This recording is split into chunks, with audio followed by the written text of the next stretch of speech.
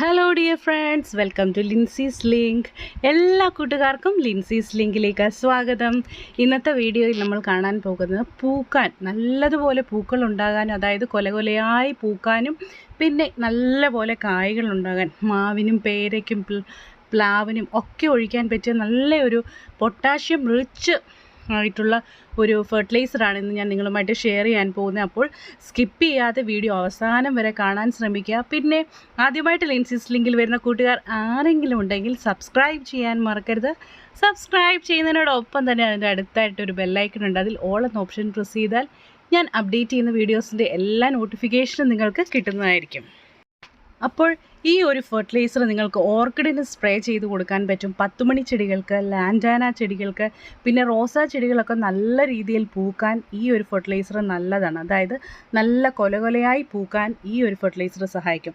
ഈ ഒരു അതായത് നമ്മുടെ പഴം കൊണ്ടാണ് നമ്മളിത് ഉണ്ടാക്കുന്നത്. എസ്പെഷ്യലി ഏത്തപ്പഴം ഉണ്ടെങ്കിൽ അതിലാണ് കൂടുതൽ പൊട്ടാഷ്യം അടങ്ങിയിട്ടുള്ളത്. ഇത് നമ്മുടെ പഴത്തിൻ്റെ അകത്ത് ധാരാളം ന്യൂട്രിയൻസ് നമ്മുടെ ചെടികൾക്ക് വേണ്ടിയത് അടങ്ങിയിട്ടുണ്ട്. അതായത് ഇതിൻ്റെ അകത്ത് നമ്മളിപ്പോൾ ഉണ്ടാക്കാൻ പോകുന്ന ഫെർട്ടിലൈസറിൻ്റെ അകത്ത് 42% പൊട്ടാഷ്യം അടങ്ങിയിട്ടുണ്ട്. അതായത് പൊട്ടാഷ്യമാണ് നമ്മൾ NPKയിലെ പ്രധാന ഒരു കണ്ടൻറ്റ് എന്ന് തന്നെ പറയാം. അത് 42% അടങ്ങിയിട്ടുണ്ട്. അതായത് നമ്മുടെ ചെടികൾക്ക് ആവശ്യമായ ഇമ്പോർട്ടൻ്റ് ആയിട്ട് വേണ്ട 3 കമ്പോണൻസ് ആണ്. ഒന്ന് നൈട്രജൻ, അതുപോലെ ഫോസ്ഫറസ്, പിന്നെ പൊട്ടാഷ്യം. അതുകൊണ്ട് അതിലെ ഏറ്റവും മേജറായിട്ടുള്ള കണ്ടൻറ്റ് ഇതിൻ്റെ അകത്തുണ്ട്. അതുപോലെ തന്നെ ഇതിൻ്റെ അകത്ത് ധാരാളം ഫോസ്ഫറസും അടങ്ങിയിട്ടുണ്ട്. ഇത് നമ്മുടെ പൊട്ടാഷ്യം എന്ന് പറഞ്ഞാൽ നമ്മുടെ ചെടികൾക്ക് ന്യൂട്രിയൻസ് അബ്സോർബ് ചെയ്യാൻ ഇത് സഹായിക്കുന്നുണ്ട്. അതുപോലെ തന്നെ നമ്മുടെ ചെടികൾക്ക് നല്ല ശക്തി കൊടുക്കാനും ഇത് സഹായിക്കും. അതുമാത്രമല്ല ചെടികൾ പൂക്കാൻ സഹായിക്കും. പിന്നെ ഈ ഒരു ഫെർട്ടിലൈസർ നമുക്ക് ഈ ഇൻസെക്ട്സ് വരാതെ നമ്മുടെ ചെടിയെ പ്രൊട്ടക്റ്റ് ചെയ്യാൻ സഹായിക്കുന്ന ഒരു കണ്ടൻറ്റ് കൂടി ചേർക്കുന്നുണ്ട്.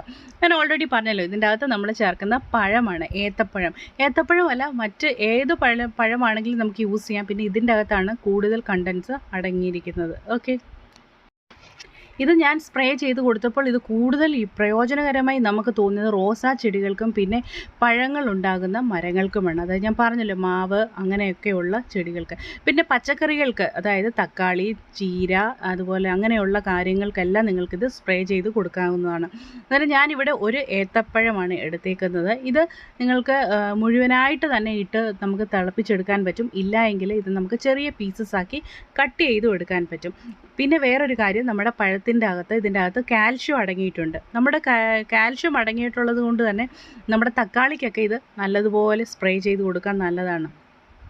അതുപോലെ മാംഗനീസ് നമ്മുടെ പഴത്തിൻ്റെ തൊലിക്കകത്ത് അടങ്ങിയിട്ടുണ്ട്. മാംഗനീസ് എന്ന് പറയുന്ന ഒരു കാര്യം നമ്മുടെ ഇലകൾക്ക്, അതായത് ഫോട്ടോസിന്തസിസ് നടത്താൻ ഇത് സഹായിക്കുന്നതാണ്. എന്ന് മാത്രമല്ല ഇലകൾക്ക് പച്ച നിറം കൊടുക്കാനും മാംഗനീസ് ഹെൽപ്പ് ചെയ്യും.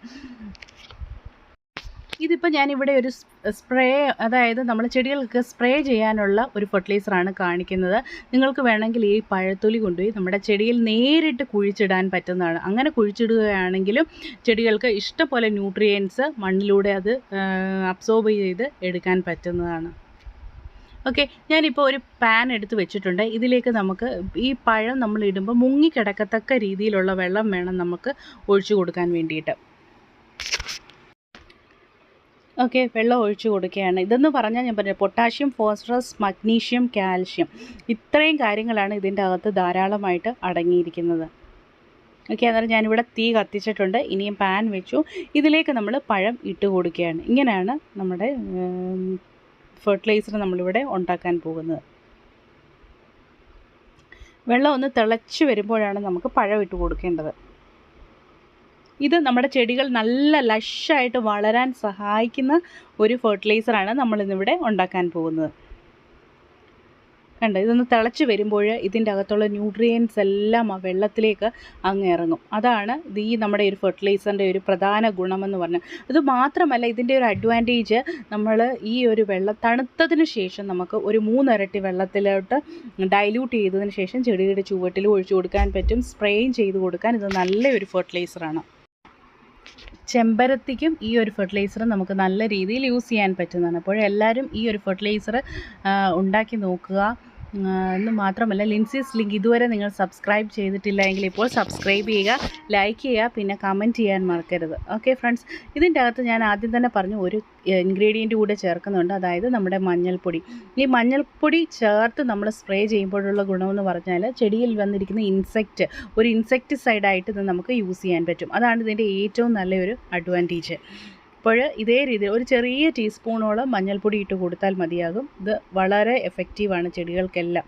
ഇത് ചെമ്പരത്തിക്ക്, അതുപോലെ തന്നെ നമ്മുടെ പച്ചക്കറികൾക്ക്, തക്കാളിക്ക്, കോവലിന്, എല്ലാത്തിനും ഇത് നമുക്ക് സ്പ്രേ ചെയ്ത് കൊടുക്കാം. പച്ചമുളകിനും ഒക്കെ സ്പ്രേ ചെയ്ത് കൊടുക്കാം.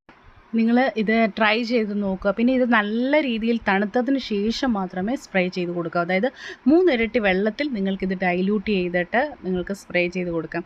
ഇത് നിങ്ങൾക്ക് സ്റ്റോർ ചെയ്ത് വെക്കാൻ പറ്റും. അതായത് ഒരു 4-5 ദിവസത്തേക്ക് ഇത് സ്റ്റോർ ചെയ്ത് വെക്കാൻ പറ്റും. എല്ലാത്തിനും നിങ്ങൾ ഇത് ഒഴിക്കാൻ പറ്റുന്നതാണ്. ഓർക്കിഡിനും ആന്തൂറിയത്തിനും എല്ലാ ചെടികൾക്കും. ഓക്കെ ഫ്രണ്ട്സ്, അപ്പോൾ ഇതുവരെ വീഡിയോ കണ്ട എല്ലാ കൂട്ടുകാർക്കും ഒരു ബിഗ് താങ്ക് യു.